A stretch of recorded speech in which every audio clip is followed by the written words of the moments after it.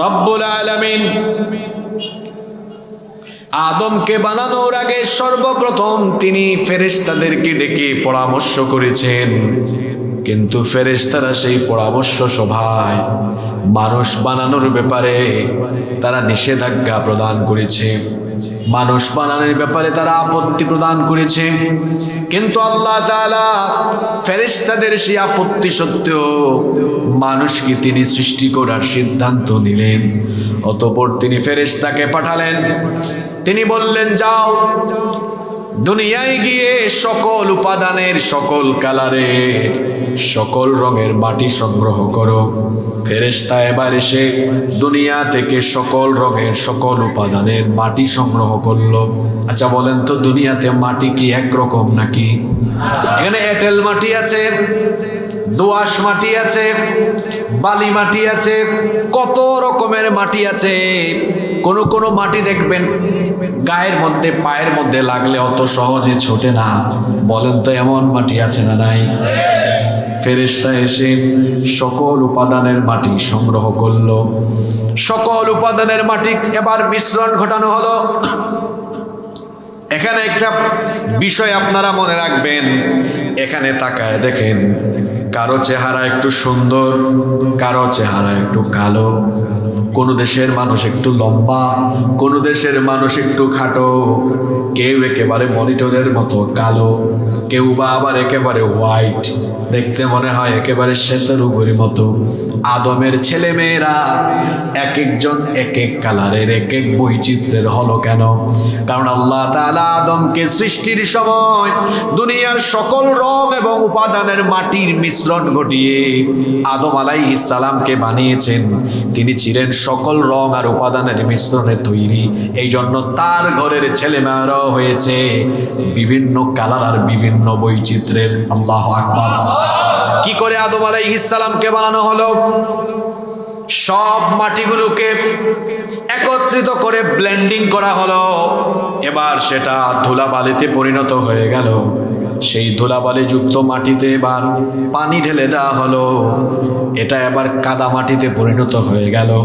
দীর্ঘদিন যখন কোনো মাটি কাদায় থাকে, পানিতে থাকে, সেটার মধ্যে একটা গন্ধ হয়ে যায়। এরপরে সেটা গন্ধ মাটিতে রূপান্তরিত হলো। অতঃপর আল্লাহ তাআলা তাপমাত্রা দিয়ে সেটাকে শুকালেন, ঠনঠনে বানিয়ে দিলেন। ঠনঠনে বানানোর আগে আল্লাহ তাআলা নিজের কুদরতি হাতে আদম আলাইহিস সালামের আকৃতি দিলেন। ৬০ হাত লম্বা করে আল্লাহ তাকে বানালেন। এরপরে সেটাকে শুকিয়ে একেবারে ঠনঠনে করা হলো। ইবলিস আসতো আর ভাবতো আল্লাহ কি জানি একটা বানাচ্ছেন। ইবলিস এটা দেখতো।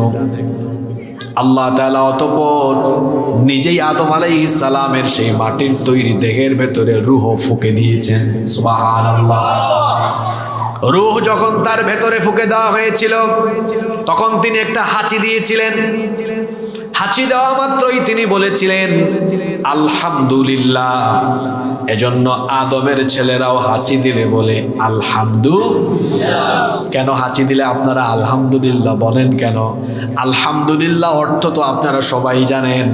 আলহামদুলিল্লাহ বলে আমরা প্রশংসা করি কার? আস্তে বলবেন না, জুড়ে বলেন কার? কেন আমরা আল্লাহর প্রশংসা করি? হাদিসে এসেছে হাঁচি হলো আল্লাহর নেয়ামত, এটা আল্লাহর তরফ থেকে আসে। আর হাই ওই যে তা শয়তানের তরফ থেকে আসে। হাঁচি আল্লাহর নেয়ামত কেন? হাঁচি আল্লাহর নেয়ামত, এটা আজকের বিজ্ঞানও প্রমাণ করে দিয়েছে। আচ্ছা আপনারা বলেন তো, আমরা যে সমাজে বসবাস করি, এই সমাজে, এই পরিবেশে ধুলা বালু, জার্ম, ব্যাকটেরিয়া, জীবাণু কম না বেশি?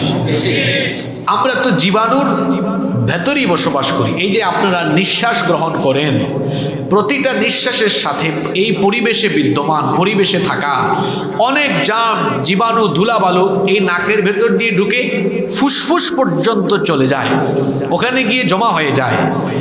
এইটা যদি জমে থাকে, এটা যদি আবার রিফ্রেশের ব্যবস্থা না থাকে, আপনি বেশি দিন বাঁচতে পারবেন না। কি কিছুদিন পর মারা যাবেন। আর এটা যদি রিফ্রেশের জন্য 15 দিন 20 দিন বা 1 মাস পরে পরে হাসপাতালে যাওয়া লাগতো, তাহলে তো আপনার বিরাট একটা খরচ হয়ে যেত। আপনার হাসপাতালে গিয়ে এটা সার্ভিসিং করা লাগে না, এটা পরিষ্কার করা লাগে না। আল্লাহ হাঁচির ব্যবস্থা করেছেন। চিকিৎসা বিজ্ঞানীরা বলেছেন, মানুষ যখন হাঁচি দেয়, এক হাঁচির মাধ্যমে 160 মাইল বেগে নাকের ভেতর দিয়ে বাতাস নির্গত হয়। সুবহানাল্লাহ কইতে ইচ্ছে করে না? কি মোটরসাইকেল চালক ভাইরা, আপনাদের গাড়ির গতিবিধি কত? একটু ভালো রাস্তা হলে 70 কিংবা 80, তাই তো? আর হাঁচি যখন দেয় তখন তার নাকের ভেতর দিয়ে 160 মাইল বেগে বাতাস নির্গত হয়। আল্লাহু আকবার। চিকিৎসা বিজ্ঞানীরা গবেষণা করে দেখেছেন, এক হাঁচি যখন 160 মাইল বেগে বের হয়, তখন তার ফুসফুসে জমে থাকা কমপক্ষে 5 থেকে 6 হাজার রকমের জীবাণু এক হাঁচির মাধ্যমে আল্লাহ বের করার ব্যবস্থা করে দেন। এজন্য হাঁচি দিলে আমরা কি বলি? আলহামদুলিল্লাহ। এর মাধ্যমে লাভ না লস? লাভ হয়েছে, এই জন্য আমরা বলি আলহামদুলিল্লাহ। আদম আলাইহিস সালাম হাঁচি দিলেন, আল্লাহ তাকে সরাসরি মাটি থেকে বানালেন। আদম আর হাওয়ার ঘরে বাকিরা আমরা হলাম। এখন আমাদের কারো গায়ে কিন্তু আর মাটি নাই। কেন মাটি নাই? পরবর্তী পর্যায়ে দেখা গেল আদমের সন্তানরা তৈরি হচ্ছে, তারা খাদ্য গ্রহণ করছে সরাসরি মাটি থেকে। আমার দিকে তাকান, অনেক তথ্য পাবেন আজকের আলোচনায়, সমসাময়িক অনেক কথাও হবে ইনশাআল্লাহ। আচ্ছা বলেন তো, আপনারা ঘুম থেকে উঠে ঘুমানোর আগ পর্যন্ত যত রকমের খাবার খান, সব খাবার কি থেকে উৎপন্ন হয়? সব। আপনি বলবেন হুজুর পাউরুটি, এইটাও গিয়ে দেখেন তার মূল উপাদান কিসে? বিস্কিট, এটা মূল উপাদান কিসে? মাটির। যেটাই খান আপনি সব, এই যে রাতের খাবার যারা খেয়ে আসছেন সব মাটির। সব কি? তাহলে মাটির তৈরি খাবার খেয়ে তারপরে তার দেহের মধ্যে মাটির যত উপাদান আছে, মিশ্রণ আছে, ফ্লেভার আছে, এটা অটোমেটিকলি তার শরীরের ভেতরে ইনস্টল হয়ে যায়। সুবহানাল্লাহ পড়বেন না? এই জন্যই বলা হয়েছে মানুষ মাটির তৈরি বা মাটির নির্যাসের তৈরি। এই মাটি থেকেই সৃষ্টি হয়েছেন। আমার দিকে তাকান, খুব অট্টালিকায় থাকেন, খুব সুন্দর গেট আপ সেট আপ, এখানে এসেছেন খুব দারুণ গেট আপ সেট আপ, কি সুন্দর পরিপাটি পরিচ্ছন্ন আর দামি পোশাক আশাক পরে এসেছেন। পৃথিবীতে আপনি যেদিন এসেছিলেন, সেই দিন আপনি কাপড় চোপড় ছাড়া এসেছিলেন, সেই দিন আপনার গায়ে কোনো কাপড় ছিল না। পৃথিবী থেকে যাওয়ার সময় আপনার গায়ে কোনো কাপড় থাকবে না, শুধু সাদা কাফনের কাপড় থাকবে, এছাড়া আর কিছুই থাকবে না। একেবারে নিঃস্ব হয়ে আবার আপনাকে মাটির মধ্যেই যেতে হবে, এই মাটিতে আবার আপনাকে যেতে হবে। এখান থেকে মাহফিল শেষ করে যদি বাড়ি যেতে পারেন, নরম তুলতুলে পরিচ্ছন্ন বিছানায় গিয়ে ঘুমাতে পারবেন। কিন্তু যেদিন দেহ থেকে প্রাণটা চলে যাবে, সেই দিন একেবারে মাটির বিছানা। যেই জায়গাটা হলো এমন, নিচে মাটি, ডানে মাটি, বামেও মাটি, উপরে বাঁশের ছাউনি, কোনো লাইট নাই, আলো বাতাস নাই, ফ্যান নাই, এসি নাই, জনমানবহীন তমসাচ্ছন্ন অন্ধকারে আচ্ছন্ন এক কবর। সাইজটাও বড় কম, মাত্র 3.5 হাত।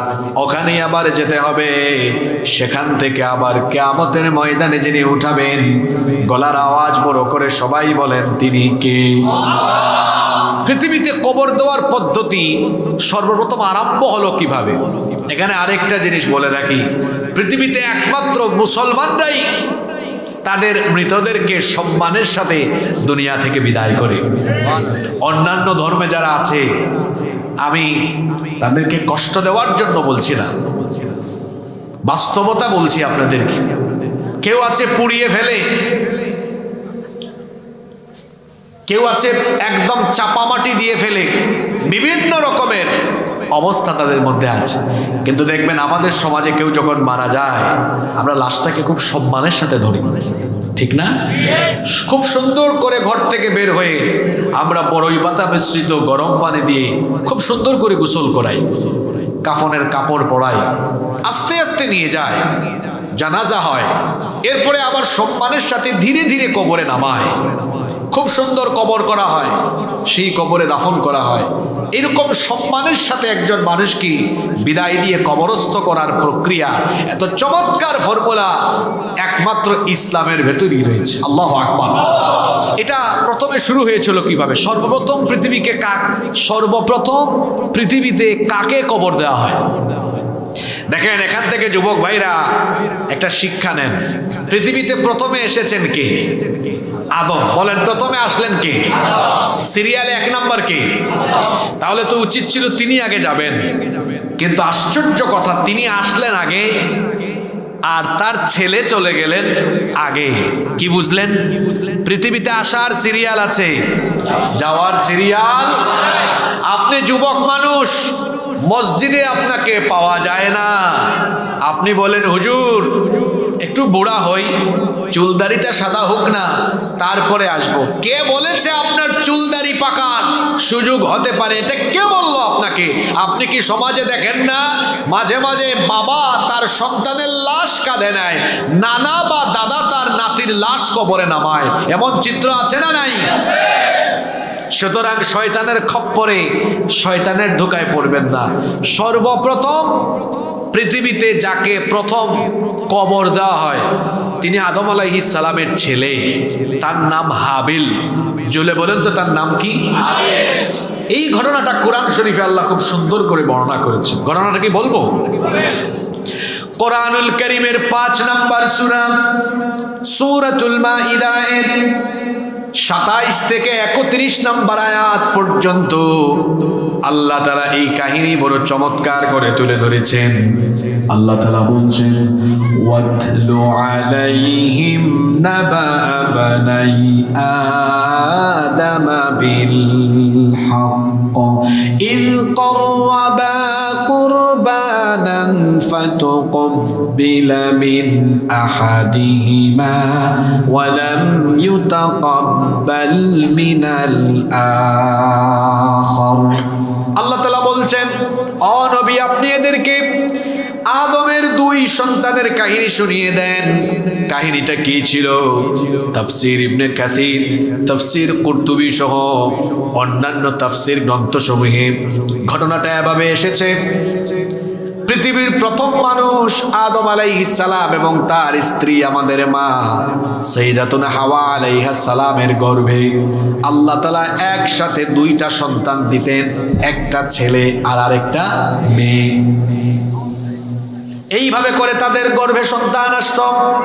যখন এক গর্ভের ছেলে আর মেয়ে বড় হয়ে যেত, যৌবনে পদার্পণ করত, তখন এক গর্ভের ছেলের সাথে অন্য গর্ভের মেয়ের বিয়ে দেওয়া হতো। কারণ তখন তো পৃথিবীতে এত মানুষ ছিল না, এজন্য ভাই বোনে বিবাহ জায়েজ ছিল। এক গর্ভের ছেলে অন্য গর্ভের মেয়েকে বিয়ে করত।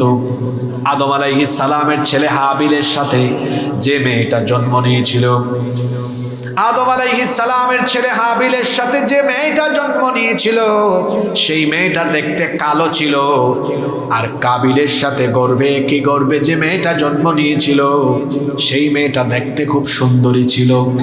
এই 2 গর্ভের যখন সন্তানরা যৌবনে পদার্পণ করলো, আদম আলাইহিস সালাম তাদেরকে বিবাহের প্রস্তাব দিলেন। হাবিল বিয়ে করবে কাবিলের সাথে জন্ম নেওয়া মেয়েকে, আর কাবিল বিয়ে করবে হাবিলের সাথে জন্ম নেওয়া মেয়েকে। এই প্রস্তাব তিনি যখন দিলেন, কাবিল তখন এই প্রস্তাবকে রিজেক্ট করলো, প্রত্যাখ্যান করলো। সে বলল, বাবা, যে আমার সাথে জন্ম নিয়েছে সে তো দেখতে সুন্দরী, আপনি তাকে কেন আমার ভাই হাবিলের সাথে বিয়ে দিচ্ছেন? সম্ভবত আপনি আমার চেয়ে আমার ভাই হাবিলকে বেশি ভালোবাসেন, নইলে এমন সিদ্ধান্ত আপনি কেন নিলেন যে আমার সাথে একই গর্ভে জন্ম নিয়েছে, তার সাথে আমার বিবাহ হওয়াটাই হলো সমীচীন। সুতরাং এই সিদ্ধান্ত আপনি পরিবর্তন করেন। আদম আলাইহিস সালাম তখন বললেন, বাবারে শোনো, এই সিদ্ধান্ত আমার নয়, এই সিদ্ধান্ত যার, জোরে বলেন তিনি কি? এই সিদ্ধান্তটা আল্লাহর। সুতরাং এই সিদ্ধান্ত তুমি মেনে নাও। কাবিল এই সিদ্ধান্ত মানলো না, আল্লাহর তরফ থেকে ফয়সালা চলে আসলো।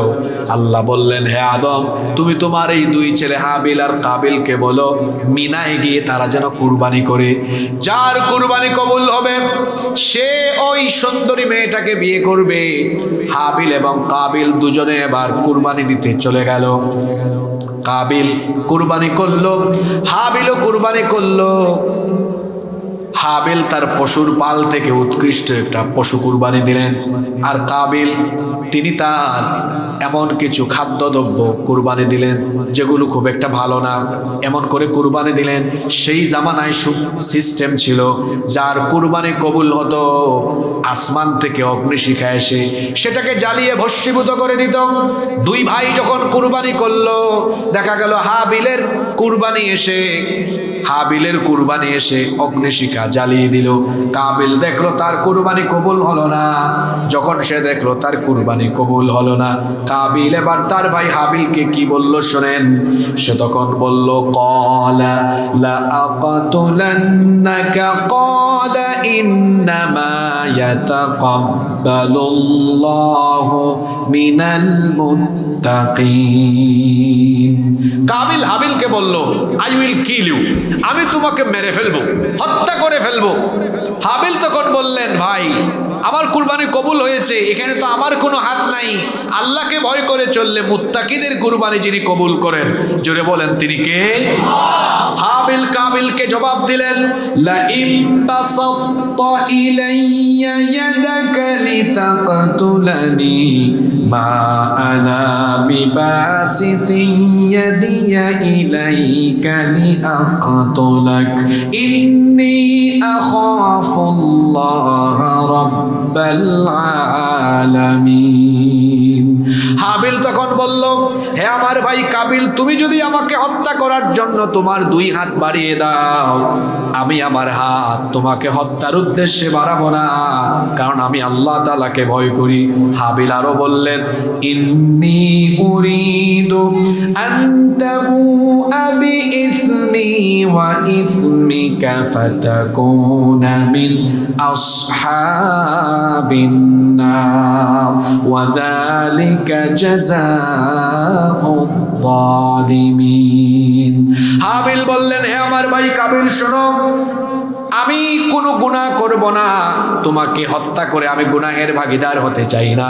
বরং তুমি যদি এই কাজ করো তাহলে শোনো, তোমার গুনাহ আমার গুনাহ উভয়ের গুনাহ তুমি তোমার মাথায় তুলে নেবে। এইভাবে কবে তুমি জাহান্নামের অধিবাসী হয়ে যাবে। এটাই তো জালেমদের পরিণতি হয়। দেখা গেল হাবিল তার ভাই কাবিলকে এত সুন্দর সুন্দর নসিহত করার পরেও তার কর্ণপাত হলো না। আমাদের সমাজে এমন বহু মানুষ আছে, হেদায়েতের বাণী তাদের কান দিয়ে ঢুকে না, সত্য কথা কান দিয়ে ঢুকে না, দিলে লাগে না। বলেন তো এমন মানুষ আমাদের সমাজে আছে না নাই? আল্লাহ এদের ব্যাপারে বলেছেন, এদের অন্তরে মোহরাঙ্কিত হয়ে গিয়েছে, এদের কলব, এদের অন্তর।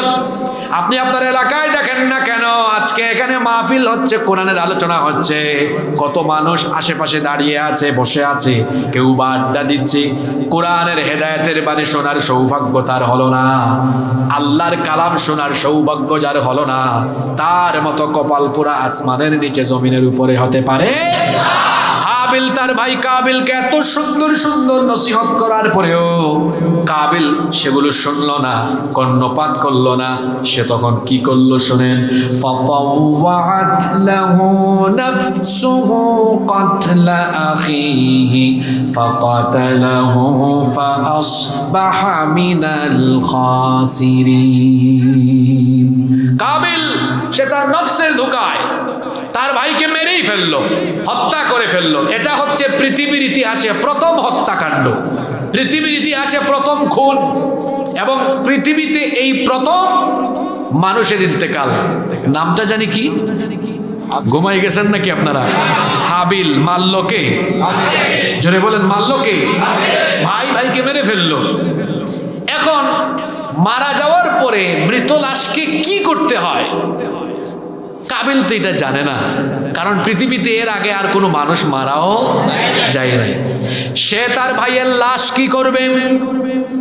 তার ভাইয়ের মৃতদেহকে কি করবে সে কিছুই বুঝতেছিল না। তার ভাইয়ের লাশটা পানিতে ফেলে দিবে নাকি পুড়িয়ে ফেলবে নাকি কি করবে কিছুই সে বুঝতেছে না।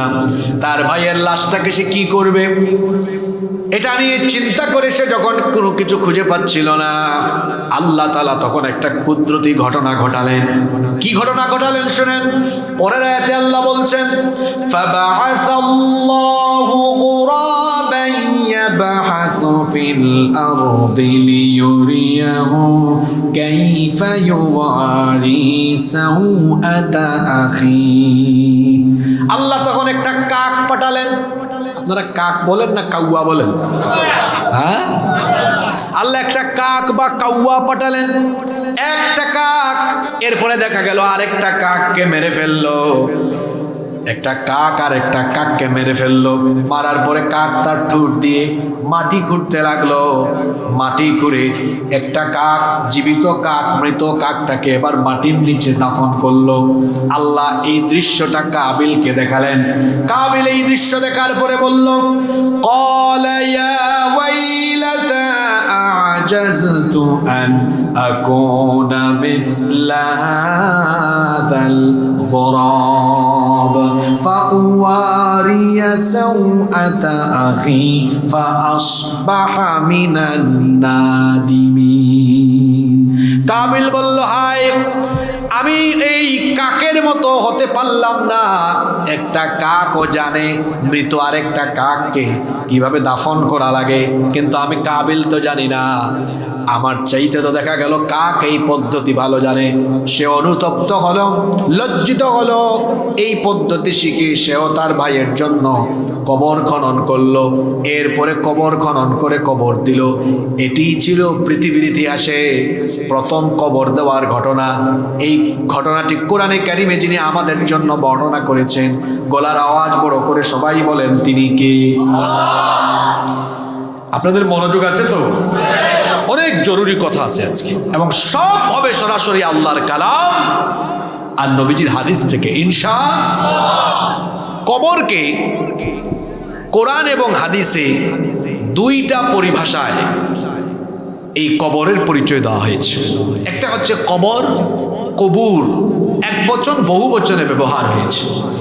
আরেকটি শব্দ কোরআনে এসেছে, হাদিসেও এসেছে, সেটা হচ্ছে আলমে বারজাখ, বারজাখি জীবন। তাইলে দুনিয়ার জীবনের পরবর্তী যে একটা জীবন আছে, ওইটাকে কোরআন হাদিসের ভাষায় মোট কয়টা নাম দেওয়া হয়েছে? পুরুষ মানুষের মতো জবাব দেন, কয়টা? একটা হচ্ছে কবর, আরেকটা হচ্ছে বারজাখ। আমার সাথে বলেন, একটা হলো কি, আরেকটা হলো? কবরের কথা কোথায় আছে?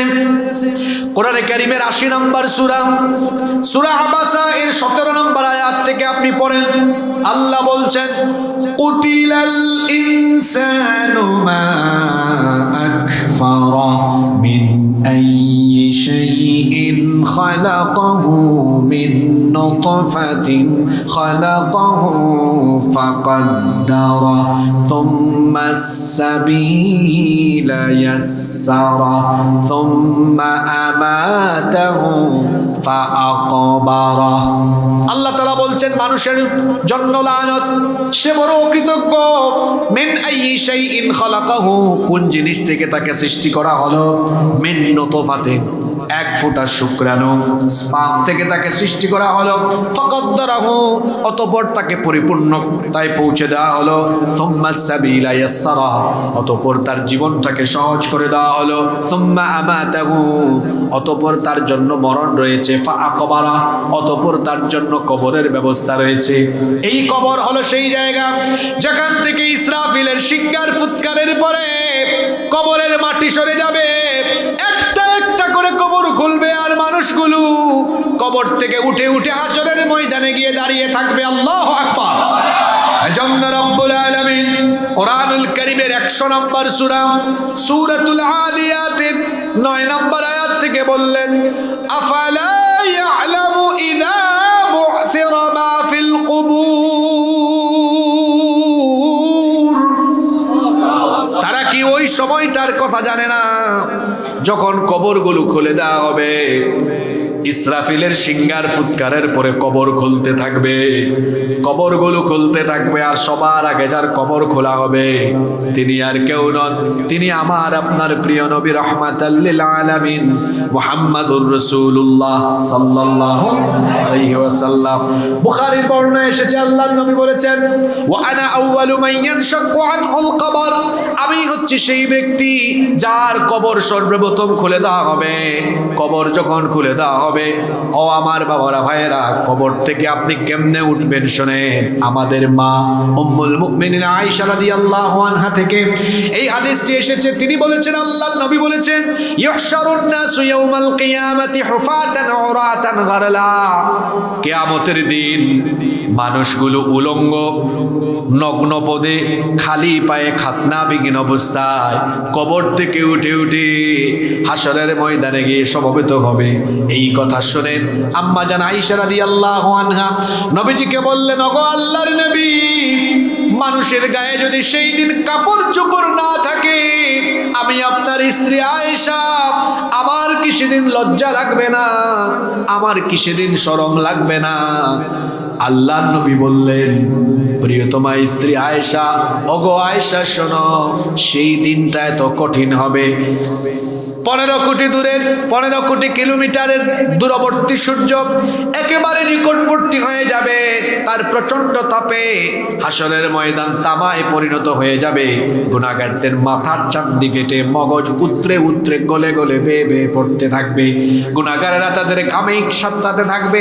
অবস্থা সেদিন এত ভয়াবহ আকার ধারণ করবে, হিসাবের ভয়ে, বিচারের ভয়ে প্রত্যেকটা মানুষ নফসি নফসি জিকির করে মাথাটা যে নিচের দিকে দিবে, উপরের দিকে মাথাটা তোলার সাহসও করতে পারবে না। আল্লাহু আকবার। এই কবর সেই জায়গা, আল্লাহ কোরআনে বলেছেন, এখান থেকেই কিয়ামতের ময়দানে তোমাদেরকে উঠানো হবে। আবার দুনিয়ার জীবনের পরবর্তী এই জিন্দেগির আরেকটা নাম হলো বারজাখী জীবন। এটা কোথায় আছে? কোরআনে কারীমের 23 নম্বর সূরা, সূরা আল মুমিনুনের 100 নম্বর আয়াতের শেষাংশে আল্লাহ বলেছেন, ওয়া মিন ওয়ারাইহিম বারযাখুন ইলা ইয়াউমি ইউবাসুন। আল্লাহ তাআলা বলছেন, আর পুনরুত্থান দিবস পর্যন্ত তাদের জন্য বারজাখী জীবন রয়েছে। আমার দিকে তাকান, বারজাখ এই শব্দটা বাংলা না ইংরেজি? আরবি। এটার অর্থ কি? পর্দা। এই যে দেখছেন না আপনারা, পর্দা, জবনিকা, অন্তরায়, এটা একটু পাতলা আছে, ওই যে দেখে যান লাইন জ্বলতেছে। কিন্তু কবর এটাকে বারজাখ কেন বলা হয়? এটা হলো পর্দার আড়ালের জগৎ। ও আমার বাবারা, যুবক ভাইয়েরা শোনেন, আপনি এই যন্ত্রটা হাতে নিলেই গোটা ওয়ার্ল্ডের খবর 1-2 মিনিটে নিয়ে ফেলতে পারবেন। সুযোগ আছে না নাই? কিন্তু পৃথিবীতে এমন কি কোনো যন্ত্র আছে যেটা দিয়ে আপনার এলাকার নিকটবর্তী কবরস্থানের 3.5 হাত কবরের ভেতর কি হয় এই পরিস্থিতি জানার মতো কোনো ব্যবস্থা কি পৃথিবীতে আছে? জোরে বলতে হবে, আছে? তাহলে এটা হলো আমাদের অদৃশ্যের জগৎ। এজন্য এটাকে আরবিতে বলা হয়েছে বারজাখ। এটা আলাদা এক জগৎ, যেই জগতের খবর একমাত্র আল্লাহ ছাড়া আর কেউ জানে না। বারজাখ মানে যে পর্দা। আপনি অন্য আয়াতে যান, কোরআনে কারীমের 55 নম্বর সূরা, সূরাতুর রহমানের 19 নম্বর আয়াত থেকে আল্লাহ বলছেন, মারাজাল বাহরাইনি ইয়ালতাকিয়ানি বাইনাহুমা বারযাখুন লা ইয়াবগিয়ান ফাবিআইয়ি আলা'i রাব্বিকুমা তুকাযযিবান। মাদ্রাসার ছাত্রদেরকে অনেকে মনে করে হুজুররা কি জানে, আর মাদ্রাসার ছেলেরাও একটু পিছিয়ে আছে। ভাই, তোমরা পড়াশোনা করো, আল্লাহর কালাম। এখানে 6000-এর উপরে আয়াত, এর মধ্যে 1500 আয়াত আছে শুধুমাত্র বিজ্ঞানের ব্যাপারে। আল্লাহু আকবার! কি সায়েন্টিফিক আয়াত! মেরিন সায়েন্স নিয়ে যারা পড়াশোনা করে, হ্যাঁ, তারা অবাক হয়ে যাবে এই আয়াত শুনলে। মারাজাল বাহরাইনি ইয়ালতাকিয়ান, পরস্পর প্রবাহিত 2 সমুদ্রকে কি দেখো না? একটার পানি এক কালারের, আরেকটার পানি আরেক কালালের, বাইনাহুমা বারজাখ। শুধু কালার না, কালার না, দুইটা দুই স্বাদের, দুইটা দুই, বাইনাহুমা বারজাখ। আমি আল্লাহ এখানে একটা অদৃশ্য পর্দা দিয়েছি যেটা তোমরা খালি চোখে দেখো না, লা ইয়াবগিয়ান, এজন্য একটা আরেকটার সাথে মিশে যায় না। আল্লাহু আকবার। আজকের বিজ্ঞান এটা প্রমাণ করেছে যে সত্যি সত্যি এখানে একটা পর্দা যিনি দিয়েছেন তিনি কে? এখন আমরা আলোচনার গভীরে চলে গিয়েছি, খুব ভালো করে খেয়াল করেন। প্রশ্ন হচ্ছে, এই যে দুনিয়ার জীবনের পরে মানুষকে কবরে বা বারজাখি জিন্দেগিতে যেতে হবে, এটা কেন? এবং এটা কিন্তু খুব লম্বা একটা সময়। আপনারা খেয়াল করেন, আমাদের প্রত্যেকের জন্য 5টা জগৎ আছে। জোরে বলেন কয়টা? 1, আলমে আরওয়াহ, রুহের জগৎ। আমরা সবাই রুহের জগতে ছিলাম না? জনগণ দিয়ে জনসভা হয়, রুহ দিয়ে রুহ সভা হয়। আমাদের সবাইকে নিয়ে আল্লাহ একটা রুহ সভা করেছিলেন, এটা কোরআন শরীফে আছে। তো এটা রুহ সভা আল্লাহ করেছিলেন। এখানে আপনারা ছিলেন, আমি ছিলাম, সবাই ছিলাম আমরা। আল্লাহ আমাদেরকে একটা প্রশ্ন করেছিলেন, আলাস্তু বিরাব্বিকুম, আমি কি তোমাদের রব নই? আমরা তখন কি বলেছিলাম? বালা, অবশ্যই আপনি আমাদের রব। আমরা এই স্বীকৃতি কিন্তু দিয়ে এসেছি। রুহের জগতে আমাদের ইন্তেকাল হয়ে গেছে। ইন্তেকাল শব্দের অর্থ কি? ইন্তেকাল শব্দের অর্থ হচ্ছে, এই যে দেখেন এই বোতল এখানে আছে, এটা যখন এখানে আনলাম তখন এটাকে আরবিতে বলা হলো যে এটা ইন্তেকাল করলো, মানে এটা স্থানান্তর হলো, এখান থেকে এই জায়গায় ইন্তেকাল হয়েছে। তার ইন্তেকাল মানে হচ্ছে এক স্থান থেকে আরেক স্থানে যাওয়া। তো আমরা আলমে আরওয়াহ থেকে ইন্তেকাল করে আসলাম আলমে আরহাম, রেহেমে, মায়ের পেটে, সেখানেও ইন্তেকাল হয়ে গেছে। আসছি কোথায়? দুনিয়াতে। দুনিয়াতে আমাদের মৌত হয়। এই মৌত কিন্তু একবার মানুষের। জোরে বলেন, মৌত কয়বার? এটাও কোরআনে আছে, লা ইয়াযুকুনা ফিহাল মাউতা ইল্লাল মাউতাতাল উলা। আল্লাহ বলছেন জান্নাতীরা জান্নাতে গেলে দুনিয়ার মতো আর মরবে না, মরণ একবারই। এরপরে জান্নাতে যে ঢুকবে চিরকালের জন্য ঢুকবে। আল্লাহু আকবার। দুনিয়াতে আসলাম 3 নম্বর জগৎ, এরপরে যাব 4 নম্বর জগৎ। এটার নাম কি? কবর বা বারজাখ। কবর বা, এখানে একটা লম্বা সময় থাকবো। কতক্ষণ পর্যন্ত? হাত্তা ইয়াউমাল কিয়ামা, কিয়ামতের দিবস পর্যন্ত। এখন আমার দিকে তাকান। এখন একটা প্রশ্ন হতে পারে, হুজুর এই যে হাজার হাজার বছর, মনে করেন আজকে থেকে 500 বছর আগে যে ব্যক্তি মারা গেছে, এখনো তার বারজাখ চলে, এখনো তার কবর চলে, তাহলে এত লম্বা সময় আল্লাহ কবরে রাখলেন কেন? আল্লাহ তাআলা চাইলে একটা মানুষ মারা যাওয়ার পরে 1 ঘন্টার মধ্যে তার হিসাব নিকাশ করে জান্নাত বা জাহান্নাম নির্ধারণ করে দিতে পারেন কি পারেন না? জোরে বলতে হবে, আল্লাহ চাইলে পারেন কি পারেন না? তাহলে আল্লাহ এটা কেন করলেন না? কেন আল্লাহ তাআলা আলমে বারজাখ বা কবরের জিন্দেগিতে রেখে দিচ্ছেন? এর একটা হিকমত, একটা তাৎপর্য, একটা সিগনিফিকেন্স আছে না নাই? গত সপ্তাহে যেই ব্যক্তি মারা গিয়েছে, তার নামাজ, রোজা, হজ, যাকাত, আল্লাহর সাথে সংশ্লিষ্ট যে বিষয়, যেগুলোকে বলা হয় হাক্কুল্লাহ, আল্লাহর হক, এগুলো তো আল্লাহ মুহূর্তে হিসাব নিয়ে ফেলতে পারবেন। কিন্তু যারে কবর দিয়েছেন সে অনেক মানুষের হক নষ্ট করে গিয়েছে। এখন এমনও হতে পারে যার হক নষ্ট করে গিয়েছে সেই ব্যক্তি এখনো মরে নাই, এখনো জীবিত। আপনারা বলেন তো, একটা বিচার স্বচ্ছ, সুন্দর এবং ইনসাফ ভিত্তিক বিচার কখন হবে? যখন উভয়ে সামনাসামনি থাকবে, তখন তো হিসাব, তখন তো বিচারটা কি হবে? স্বচ্ছ হবে। এখন যে লোক মারা গিয়েছে, কত মানুষের হক নষ্ট করেছে। আল্লাহর হকের চেয়ে বান্দার হক গুরুত্বপূর্ণ, কারণ আল্লাহর হক এটা আল্লাহর কাছে মাফ চাইলে আল্লাহ ইচ্ছে করলে ক্ষমা করে দিতে পারেন। আল্লাহ পারেন কিনা?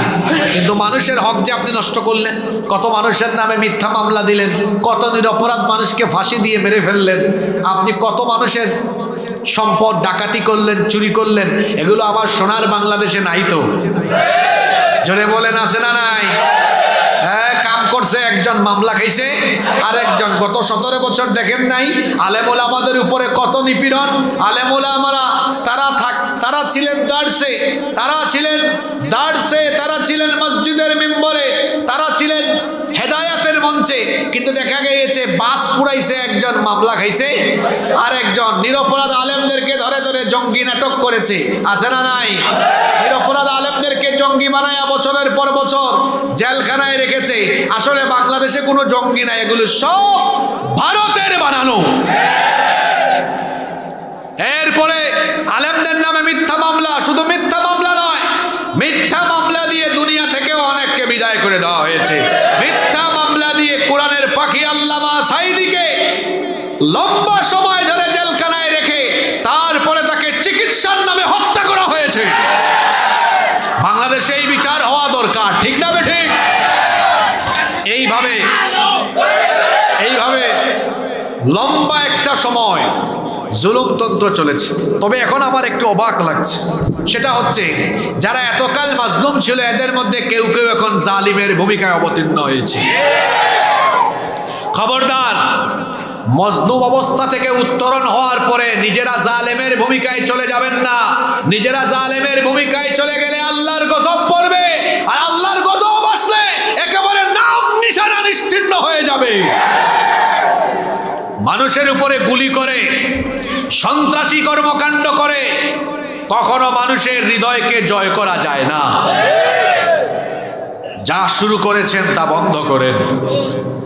মানুষের হৃদয়ে সুন্দর ব্যবহার দিয়ে, অমায়িক ব্যবহার আর সুন্দর আদর্শ চরিত্র দিয়ে মানুষের হৃদয়ের ভেতরে জায়গা করে নেওয়া যায়। আমরা এই হানাহানি, সংঘাত কখনোই আমাদের দেশে কামনা করি না। আমরা চাই এই দেশে শান্তিপূর্ণ সহাবস্থান, সম্প্রীতি, সৌহার্দ্য, সহমর্মিতা, পারস্পরিক সম্মানবোধ নিয়ে আমরা এই সোনার বাংলাদেশে সবাই বসবাস করতে চাই। কিন্তু এর বিপরীতে যারা যাবে, তারুণ্যের চিন্তা ভাবনাকে হিসেব নিকেশ করে আগাতে হবে। যদি এর বিপরীত পথ বেছে নিয়ে ন্যায় ইনসাফের পরিবর্তে সন্ত্রাস, চাঁদাবাজি আর জুলুমতন্ত্রের পথ এই বাংলাদেশে আবারও কেউ বেছে নেওয়ার দুঃসাহস দেখায়, তাহলে এদেশের তারুণ্য বারুদের মতো জেগে উঠে জুতা পিটা করে সন্ত্রাসীদেরকে বাংলাদেশ থেকে তাড়িয়ে দিবে।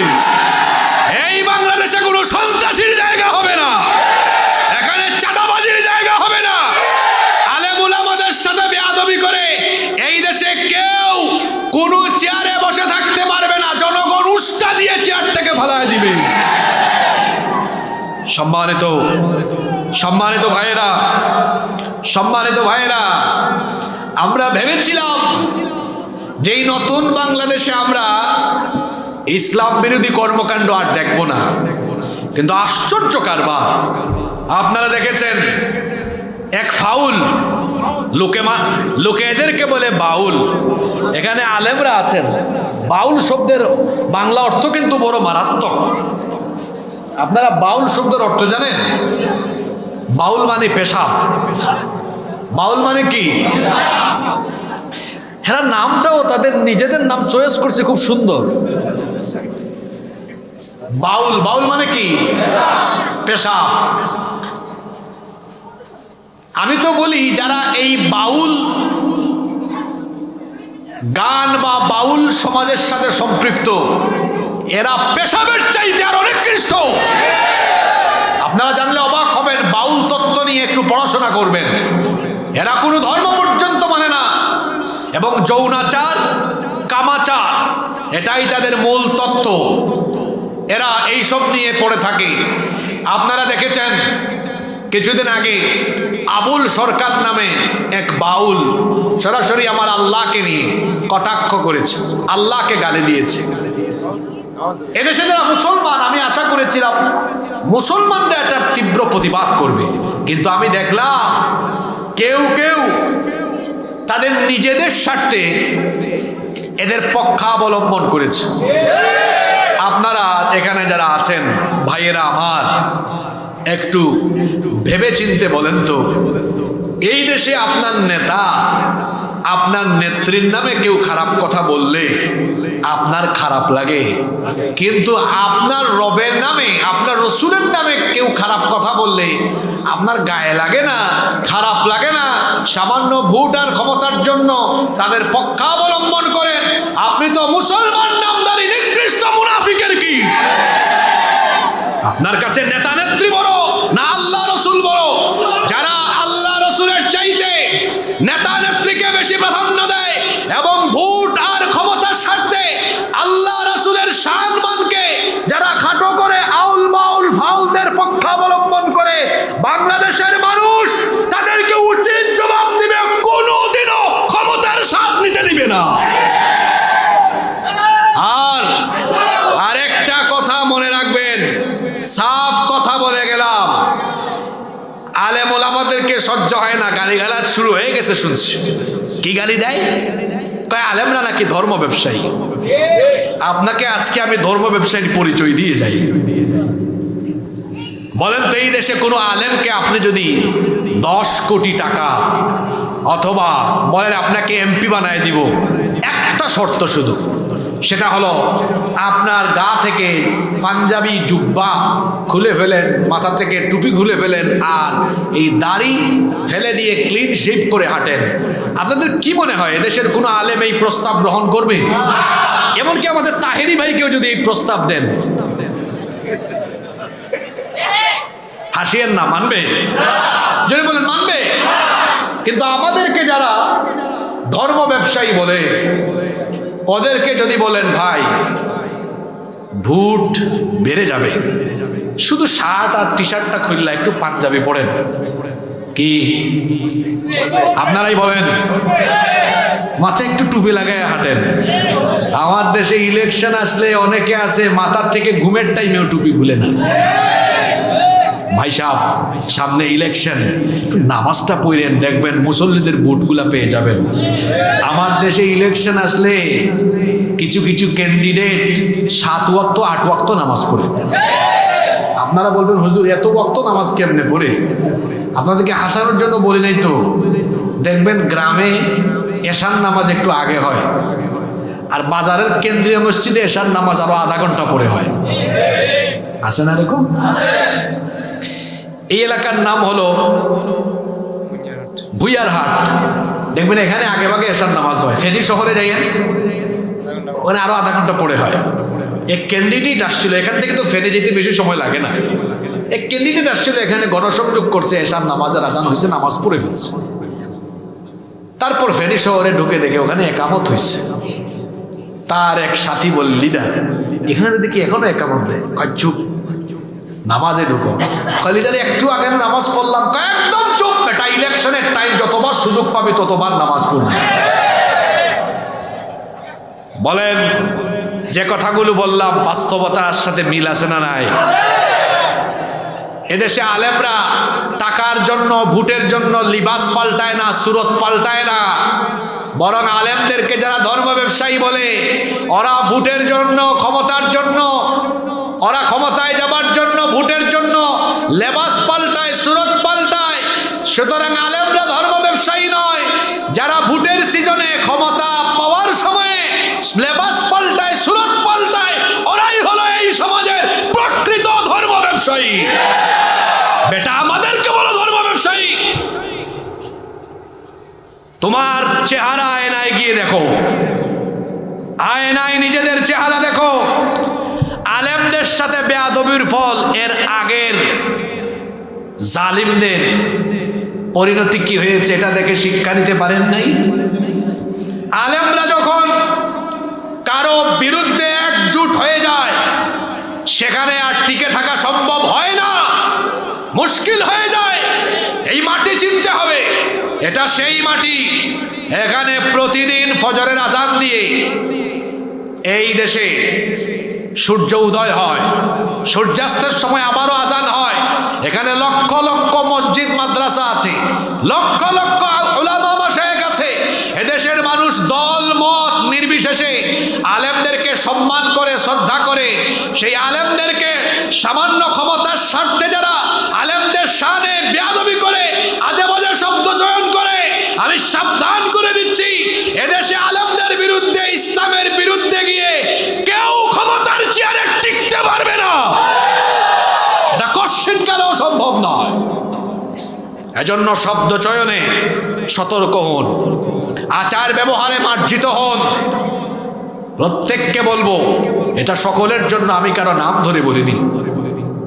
মজলুম থেকে উত্তরণ হয়ে আবার আমরা কেউ যেন নিজেদেরকে জালেমের ভূমিকায় নিয়ে না যাই। আল্লাহ আমাদেরকে হেফাজত করে। আমি বারজাকে ছিলাম, কেন আল্লাহ বারজাক রেখেছেন? আল্লাহর হিসাব তো আল্লাহ শেষ করে দিতে পারবেন। এই যে এত মানুষের হক নষ্ট করলো, এরা তো এখনো কেউ কেউ বেঁচে থাকতে পারে। এজন্য বিচারটা এমন হওয়া দরকার যাতে সবাই সামনাসামনি থাকে। এজন্য আল্লাহ কি করলেন, দুনিয়ার শেষ মানুষ আসা পর্যন্ত আল্লাহ তাআলা আসা যাওয়ার সিস্টেম রাখলেন, আর বিচারের জন্য কিয়ামত দিবস রাখলেন। মাঝখানে আল্লাহ তাআলা কবর বা বারজাকের একটা জিন্দেগি রেখে দিলেন। এখানে সবাইকে রাখলেন, ইসরাফিলের সিঙ্গার ফুৎকারের পরে এখান থেকে সবাইকে একসাথে উঠায়া হাসরের মাঠে আল্লাহ বিচার আরম্ভ করবেন। কষ্ট হচ্ছে আপনাদের? এই কবর আমাদের সামনে, মনে রাখবেন, মৃত্যু আমাদের পিছনে, কবর আমাদের। এই কবরের কথা সব সময় স্মরণ করবেন, কারণ কবরের কথা মাথায় থাকলে হারাম থেকে, ফিতনা থেকে এবং গুনাহ থেকে নিজেকে সেফ রাখতে পারবেন। যতই বাহাদুরি করেন না কেন, গাড়ি বাড়ি ক্ষমতা আধিপত্য আভিজাত্য রুচি সব কিছু রেখে একদিন কবরে যেতে হবে। ভালো করে শুনেন, যে দুনিয়ায় আমরা আছি, এই দুনিয়াটা হলো সম্পূর্ণ একটা মোহ। আপনি আজকে মারা যান, আল্লাহর কসম আগামী 2 দিনের মধ্যে আপনার ঘরের জিনিসপত্রগুলাও থাকবে না, মানুষ নিয়ে যাবে। আপনার এলাকায় আপনি দেখবেন কেউ মারা গেলে 1-2 দিনের ভেতরে তার ঘরের ব্যবহৃত জিনিসপত্রগুলো মানুষ নিয়ে যায়। 3 দিনের দিন ঘরে ঢুকলে এই ঘরে তার স্মৃতি চিহ্নটুকু ব্যবহৃত কোনো জিনিস পর্যন্ত থাকে না। বলেন তো আছে না নাই? আশ্চর্যের কথা হলো, আমরা যখন মারা যাব কেউ আর আমাদের নাম ধরে পর্যন্ত ডাকবে না, বলবে না আব্দুল মজিদকে আস্তে করে নামাও, আব্দুল মজিদকে জানাজা দাও, আব্দুল মজিদকে কবরে নামাও। কেউ ওই কথা বলবে না। বলবে লাশ ধোয়ানোর ব্যবস্থা করো, লাশ দাফনের ব্যবস্থা করো, লাশ জানাজার ব্যবস্থা করো। দেখবেন মানুষ মারা যাওয়ার পরে তার নাম হয়ে যায়, আরো জোরে বলেন, তার নাম কি হয়ে যায়? কি দুনিয়ায় আছি আমরা, শোনেন। এই মুহূর্তে যদি প্যান্ডেলের ভেতরে আমাদের মরণ হয়, এটা শোনা মাত্রই কিছু লোকের মন খারাপ হবে, বাড়িতে সবাই শুনলে হাউমাউ করে কানবে। কিন্তু কান্না করলে কি হবে, তারা সবাই মিটিংয়ে বসবে। লাশ কিন্তু বেশিক্ষণ রাখা যাবে না, তাড়াতাড়ি বাইর করো, তাড়াতাড়ি জানাজা দাও। যে স্ত্রীকে আপন ভাবতেন, যে সন্তানদেরকে আপন ভাবতেন, যে পরিবারের লোকগুলোর জন্য এত কিছু করেছেন, দেখবেন তারা কয়েক মিনিট কান্নাকাটি করে মিটিংয়ে বসে যাবে। তাড়াতাড়ি এটাকে জানাজার ব্যবস্থা করো। কেউ হাতের মধ্যে দা নিয়ে বাঁশ ঝাড়ে চলে যাবে বাঁশ কাটার জন্য, কেউ বা আবার মাটি খুঁড়ে চুলা রেডি করবে পানি গরম করার জন্য, কেউ বা আবার কাফনের কাপড় আনতে যাবে, কেউ বা আবার খন্তি নিয়ে কুড়াল নিয়ে খন্তি নিয়ে কবরস্থানে চলে যাবে। লাশের মাপ নিয়ে কেউ কবর খোঁড়া শুরু করবে, ওইদিকে কেউ আবার পানি গরম আরম্ভ করবে, এইদিকে কেউ আবার বাঁশ ঝাড়ে ছুটে যাবে, ওইদিকে কেউ আবার কাফনের কাপড় কেটে কেটে রেডি করবে, অন্যদিকে আরেক গ্রুপ আপনাকে গোসলের জন্য প্রস্তুত হয়ে যাবে। এই যেন আয়োজনে সবাই ব্যতিব্যস্ত, কত তাড়াতাড়ি আপনাকে বের করে দেওয়া যায়। কিছুক্ষণের মধ্যেই আপনার জীবনের শেষ গোসলটুকু দিয়ে দেওয়া হবে। শেষ গোসলটুকু দিয়ে, আহারে কি দামি দামি ব্র্যান্ডের কাপড় না আপনি পরতেন, সব খুলে ফেলবে। সাদা কাপড় দিয়ে দ্রুত গতিতে মুড়িয়ে তারপরে দ্রুত গতিতে বাড়ি থেকে চিরদিনের জন্য আপনাকে বের করে আপনার স্বজনরাই আপনাকে নিয়ে যাবে। তারপরে জানাজার মাঠে রেখে খুব অল্প সময়ের ভিতরে জানাজাটা দিয়ে দিবে। এরপরে কবর পর্যন্ত আপনাকে নিয়ে যাবে। শোনেন আল্লাহর নবী কি বলেছেন, এই দুনিয়ার কোনো কিছুই আপনার নয়, কোনো কিছু আপনার সাথী নয়। আল্লাহর রাসূল বলেছেন একটা জিনিস আপনার সাথী। শোনেন হাদিসখানা, বুখারী এবং মুসলিম শরীফে হাদিস এসেছে। হাদিসের বর্ণনাকারী সাহাবী হচ্ছেন আনাস ইবনে মালিক রাদিয়াল্লাহু আনহু। তিনি বলছেন রাসূল কারীম আমরা সবাই বলি সাল্লাল্লাহু আলাইহি ওয়াসাল্লাম বলেছেন ইয়াতবাউল মাইয়িতা তালাতা, মৃত ব্যক্তিকে তিনটা জিনিস অনুসরণ করে। এর মানে হলো কোনো মানুষ যখন মারা যায় কবর পর্যন্ত তার সাথে তিনটা জিনিস যায়। জোরে বলেন কয়টা? এক নম্বর হলো আহলুহু, তার পরিবারের লোকজন তাকে নিয়ে যায়। দুই নম্বর হচ্ছে মালুহু, কিছু মালও তার সাথে তার কবর পর্যন্ত যায়। তিন নম্বর হচ্ছে আমালুহু, তার আমল। তাকে কবরে শোয়ানোর পরে দুইটা জিনিস ফিরে আসে, তার পরিবার পরিজন, তার মাল সম্পদ সব কিছুই ফিরে আসে, দুনিয়ায় থেকে যায়। তার সাথে কবর পর্যন্ত একটা জিনিস যায়, যেটা তার সাথে যায় সেই জিনিসটার নাম কি? আরো জোরে বলেন, সেই জিনিসটার নাম কি? আপনাকে আল্লাহ সৃষ্টি করেছেন সব সময় আমলের প্রতিযোগিতার জন্য, আমল করার জন্য, উত্তম আমলের জন্য। এই জন্য আল্লাহ তাআলা সূরা মুলকের মধ্যে বলেছেন তাবারাকাল্লাযী বিয়াদিহিল মুলকু ওয়া হুয়া আলা কুল্লি শাইইন কাদির আল্লাযী খালাকাল মাউতা ওয়াল হায়াতা লিয়াবলুয়াকুম আইয়ুকুম আহসানু আমালা। জীবন মৃত্যুর মাঝখানের এই সময়টা আল্লাহ দিয়েছেন তোমাদের মধ্যে কে উত্তম আমল করতে পারে এটা দেখার জন্য। এই আমলের জন্যই আপনাকে রেডি করা হলো। فأما من ثقلت موازينه فهو في عيشة راضية وأما من خفت موازينه فأمه هاوية। সেদিন মিজানের পাল্লায় যার আমল বেশি হবে, নেক আমলের পরিমাণ বেশি হবে, সেই ব্যক্তি সফল হয়ে জান্নাতি হবে। আর মিজানের পাল্লায় যার নেকির পরিমাণ কম হবে, সেই ব্যক্তি ধ্বংস হয়ে যাবে। কিন্তু আমার আপনার সময়গুলো আমল করতে করতে যায় না।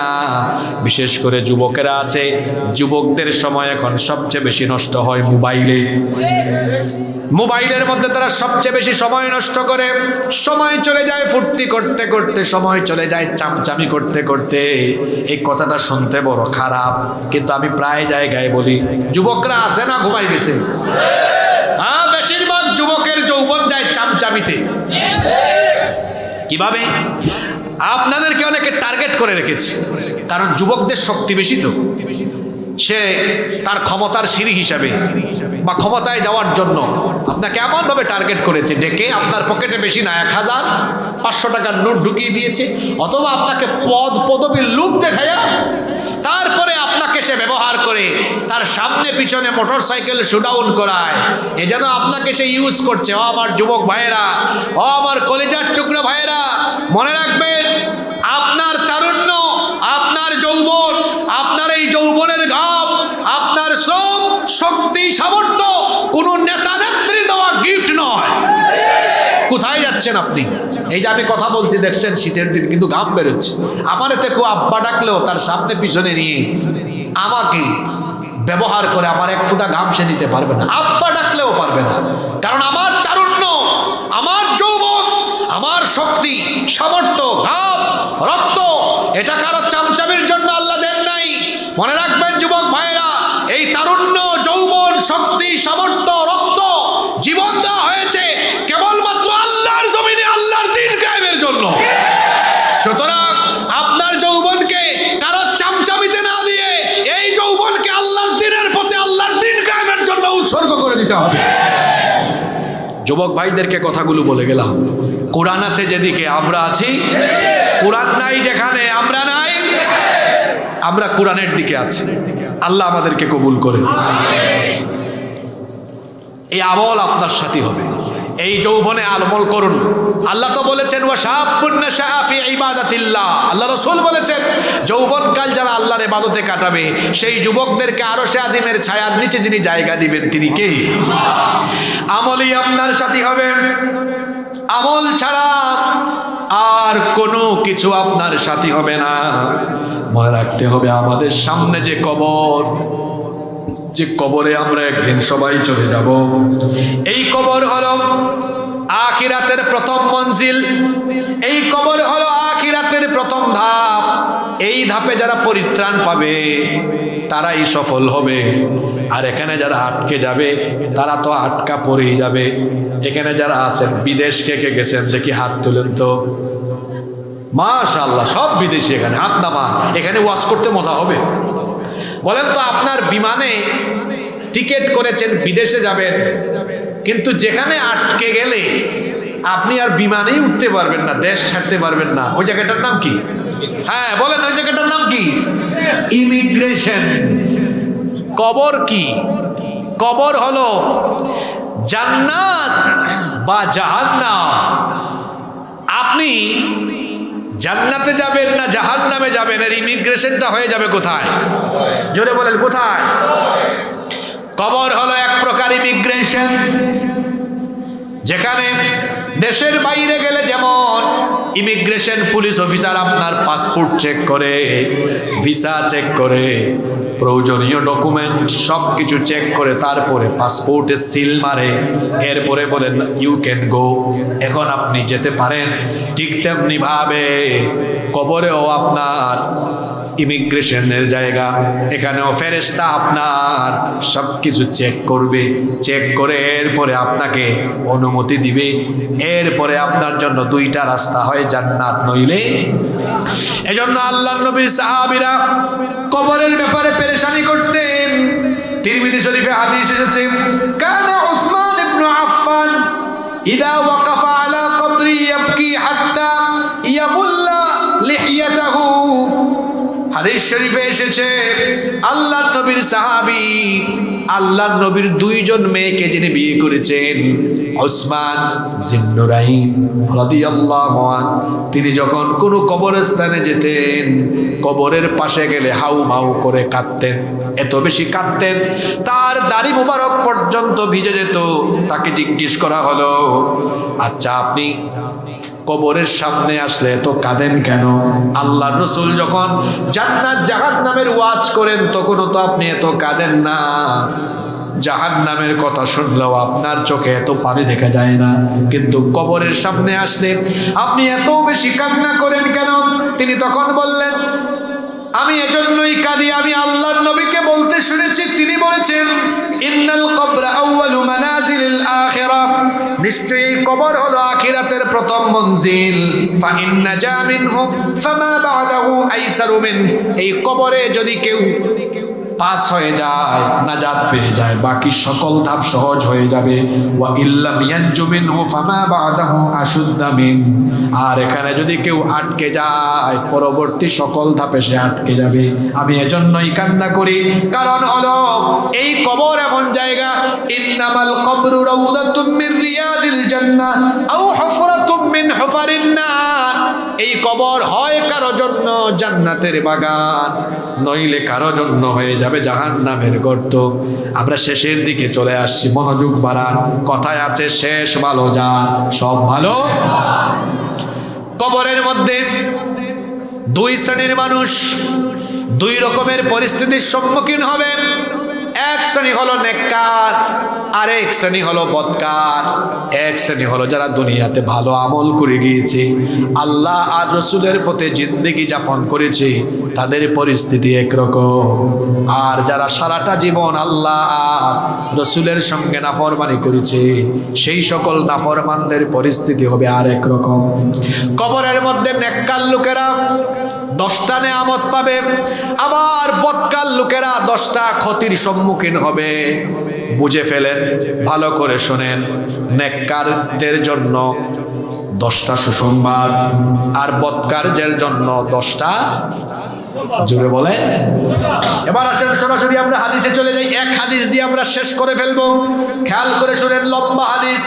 বুখারীতে হাদিসটি এসেছে, আনাস ইবনে মালিক রাদিয়াল্লাহু আনহু এই হাদিসটি বর্ণনা করেছেন। তিনি বলেছেন, আল্লাহর রাসূল বলেছেন, ইন্নাল আবদা ইদা ওয়াদিআ ফি কবরিহি ওয়া তাওয়াল্লা আনহু আসহাবুহু ওয়া ইন্নাহু লা ইয়াসমাউ করানি আলিহিম তিনি বলেছেন, আল্লাহর রাসূল বলেছেন, যখন কোনো ব্যক্তিকে কবরে দাফন করা হয়, কবরে শোয়ানোর পরে, দাফন দেওয়ার পরে যখন তার সাথীরা জুতা পায়ে দিয়ে হেঁটে যায়, জুতার আওয়াজ ওই কবরে থাকা, শুয়ে থাকা লোকটাও শুনতে পায়।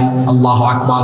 এখানে একটা বিষয় দেখেন, আশ্চর্য ব্যাপার, কবরের সাউন্ড আমাদের কানে আসে না, কিন্তু আমাদের বিষয় তার কানে ঠিকই যায়। কি আশ্চর্য এক জগৎ! আমরা দেখি না, তারা দেখে, আমরা শুনি না, তারা শুনে। আল্লাহ রাসূল বলেছেন, কবর দেওয়ার পরে যখন তার সাথীরা চলে যায়, এদের জুতার আওয়াজ পর্যন্ত কবরে শুয়ে থাকা লোকগুলো শুনতে পারে। যখন 40 কদম এরা চলে যায়, ফাতুআদু রূহুহু ফি জাসাদি, ওই ব্যক্তির কবরে তার শরীরের মধ্যে রূহ আবার ফিরিয়ে দেওয়া হয়। ফায়াতিহি মালাকান, অতঃপর দুইজন ফেরেশতা আগমন করেন। ফায়ুজলিসানি, এরপরে সেই লোকটাকে শোয়া থেকে উঠান। ফায়াকুলান, এরপরে এই দুই ফেরেশতা তাকে কিছু প্রশ্ন করেন। এবার আমরা চলে যাচ্ছি নেককারদের জন্য কবরে 10টা সুসংবাদ। জোরে বলেন, কয়টা সুসংবাদ? নেককার কারা? আজান হয়েছে, আল্লাহর বান্দা সব কাজ ফেলে নামাজে হাজির হয়েছে। আহারে, নামাজের অবস্থা তো বড় করুন। আমার দেশে মাহফিলে মানুষ বেশি নাকি নামাজের জামাতে মানুষ বেশি? রাগ কইরেন না, এখানে প্যান্ডেল ভরপুর হয়েছে। এখন আগে আমরা শুনতাম, আমিও ছোটকালে ওয়াজ শুনতে যেতাম, এটা আমার বলতে পারেন একরকম নেশা ছিল। আমার এখনো মনে আছে, 10 মাইল 12 মাইল পর্যন্ত হেঁটে হেঁটে গিয়ে ওয়াজ শুনছি। বক্তার চেহারা কেমন, কণ্ঠ কেমন, এগুলো শোনার জন্য আমরা মাহফিলে যেতাম না। আমরা যেতাম কিছু কোরআন হাদিসের জ্ঞান নিয়ে আসার জন্য। এখন মাহফিল অনেক জায়গায় তামাশায় পরিণত হয়েছে। আয়োজক কমিটি মাহফিলের আয়োজন করে, দেখবেন কমিটি পর্যন্ত স্টেজে বসে না, আশেপাশে ঘুর ঘুর করে, মনে হয় সব সে জানে। আছে না নাই? মাহফিলের আয়োজন করলে কমিটি শুদ্ধ প্যান্ডেলে বসে যাবেন, সব কাজ বন্ধ, সব বসে যাবেন, বসে বসে শুনবেন। এখন ফ্যাশন হয়ে গিয়েছে অনেক জায়গায়, কেউ বা বাইরে আড্ডা মারে, কেউ বা হুজুরের চেহারা দেখতে আসে, কেউ বা সেলিব্রিটি হুজুর দেখতে আসে। আছে না নাই? হেদায়েতের জন্য বেশি মানুষ আসে না।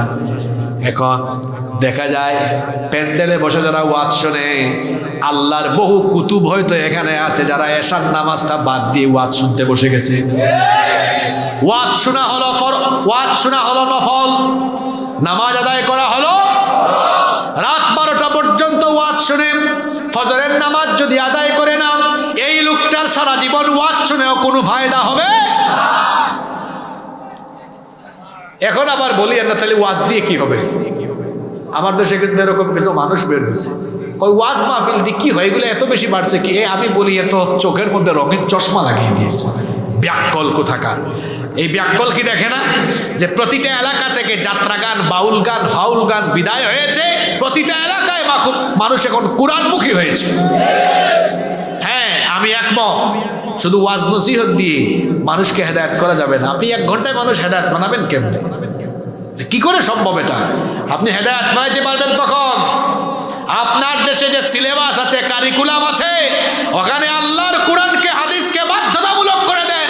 একটি আলোকিত, একটি কোরআনময় প্রজন্ম তখন তৈরি হবে। এটারও দরকার আছে, নইলে তো যুবকরা দেখা যাবে মাহফিল নাই, শুরু করবে আউল আর বাউল। দেখেন না অনেক জায়গায় বাউল গান আছে। এই বাউলের কথা তো বলছিলাম কিন্তু ভুলে গেলাম। এই আবুল সরকারের পক্ষ নিয়েছে বাংলাদেশে কিছু বাপ, রাম, নাস্তিক এবং রাজনীতিবিদরা। সবাইকে সতর্ক করছি, এটা 90% মুসলমানের দেশ।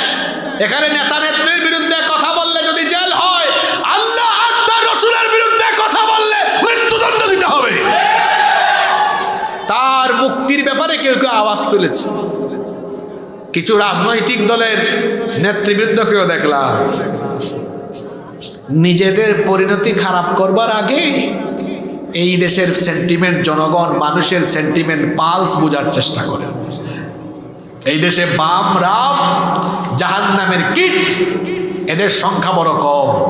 কিন্তু তাওহীদবাদীদের সংখ্যা এই দেশে কম না বেশি? জোরে বলেন, কম না বেশি? কয় বাক স্বাধীনতা। এটা কোন জাতের বাক স্বাধীনতা যে সে আমার আল্লাহ এবং রাসূলকে নিয়ে কটাক্ষ করবে? যদি এটা তার বাক স্বাধীনতা হয় তাহলে এদেশে তাওহীদবাদী মুসলমান এইরকম কোন আল্লাহদ্রোহী, খোদাদ্রোহী এবং আল্লাহর রাসূলের শান মান নষ্টকারী এই ধরনের লোকরা যদি কথা বললে সেটা বাক স্বাধীনতা হয়, তাহলে এদেরকে আঘাত করা এটা হবে আমাদের হাতের স্বাধীনতা। তো বাক স্বাধীনতা যদি থাকতে পারে এই দেশে, হাতের স্বাধীনতাও থাকবে। আর যদি বলেন আইনের শাসন প্রতিষ্ঠা করতে চান, তাহলে দেশে আইন করেন যে কেউ এই দেশে ধর্ম অবমাননা করতে পারবে। আল্লাহকে গালি দেওয়া, রসুলকে গালি দেওয়া, এটা কি ধর্ম অবমাননা নয়? যদি বলেন বাক স্বাধীনতা, আমি তো বলে গিয়েছি, তাইলে এদেরকে কতল করা এইটাও হবে মুসলমানদের হাতের স্বাধীনতা। আর যদি বলেন যে না আইনের শাসন চাই, তো আইন করেন না কেন? আপনি আইন করেন যে ধর্ম অবমাননা করলে এই শাস্তি দেওয়া হবে। আপনি এই দিকে তেল মারেন আর ওই দিকে মুসলমানদের সাথে প্রতারণা করবেন, এইরকম দুমুখ নীতি এই বাংলাদেশে হতে দেওয়া হবে। আপনারা কি আমার কথায় বেজার হয়ে গেলেন নাকি? বলছিলাম কবরে নেককারদের জন্য কয়টা সুসংবাদ? 10টা সুসংবাদ। 5 ওয়াক্তের নামাজি, নামাজের কথাই বলছিলাম। আমার যুবক ভাইয়েরা, আল্লাহর ওয়াস্তে নামাজ ছাড়বেন না, পা ধরে বলে গেলাম। নামাজ নামাজ নামাজ কখনো ছাড়বেন না। যার মধ্যে নামাজ নাই তার মধ্যে ঈমান নাই, এটা আমার মতো হুজুরের কথা নয়, বলেছেন বড় হুজুর মুহাম্মদ সাল্লাল্লাহু। যার মধ্যে নামাজ নাই তার মধ্যে ঈমান নাই, যার মধ্যে নামাজ নাই তার জান্নাতে যাওয়ারও কোনো সুযোগ নাই। ও ভাই, যে ঈমান আপনাকে মসজিদে আনতে পারে না, এ দুর্বল ঈমান আপনাকে জান্নাতেও নিতে পারবে। এজন্য যুবক ভাইদেরকে বলবো 5 ওয়াক্তের নামাজি হয়ে যান। বাবাদেরকে বলবো, মা বোনদেরকে বলবো 5 ওয়াক্তের নামাজি হয়ে যান। নামাজিদেরকে যিনি সফলতা দিবেন, জোরে বলেন তিনি কি? ওয়াজ তো সবাই জানেন, কিন্তু আমল শুধু হয় না। দেখেন কিয়ামতের ময়দানে আল্লাহ প্রথম যে আমলের হিসাব চাইবেন, সে আমলের নাম কি? ওয়াজ তো আপনারাই জানেন কি ওয়াজ করতাম। এজন্য কথা হবে কম, কাজ হবে বেশি। আমাদের দেশে হবে সেই ছেলে কবে কথায় না বড় হয়ে কাজে। নামাজ ছেড়ে দিলে খুশি হয় শয়তান, আর আদায় করলে খুশি হন কে? তা আপনারা কি আজকে ফজর থেকে নিয়ে নামাজ ছেড়ে দিয়ে শয়তানকে খুশি করতে চান নাকি? জোরে বলেন, চান নাকি? আমরা খুশি করব কারে? তাহলে 5 ওয়াক্ত নামাজ আদায় করব কিনা? রাজি আছেন? নামাজ, অন্যান্য মৌলিক ফরজ আমলগুলো, ফরজ ইবাদতগুলো, আব্বা আম্মার খেদমত, বান্দার হক, মানুষের হক যথাযথভাবে আদায় করা, এই লোকগুলো যখন কবরের মধ্যে চলে যাবে, এই নেককার লোকেরা কবরের মধ্যে 10টা নেয়ামত পাবে। নাম্বার 1, 1 নাম্বার, কবরের 3টা সওয়াল, 3টা প্রশ্নের জবাব সে দিয়ে দিতে পারবে। সুবহানাল্লাহ। ফেরেশতা এসে বলবে, মান রব্বুকা, তোমার রব কে? সে তখন বলবে, রব্বি আল্লাহ, আমার রব হলেন আল্লাহ।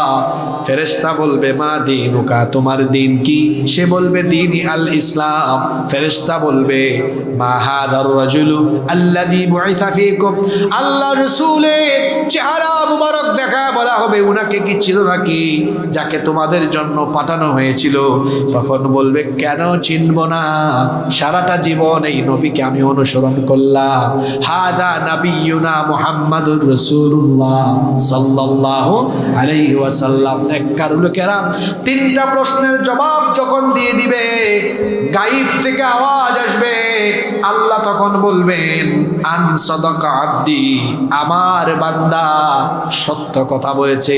এবার 2 নাম্বার যে সুসংবাদ এবং নিয়ামত তাকে দেওয়া হবে, আল্লাহ বলবেন, আমার বান্দা সে বড় নেককার মানুষ, দিনদার মানুষ, তাকে তার সাথীরা, পৃথিবীর মানুষেরা তাকে মাটির বিছানায় শুইয়ে গিয়েছে।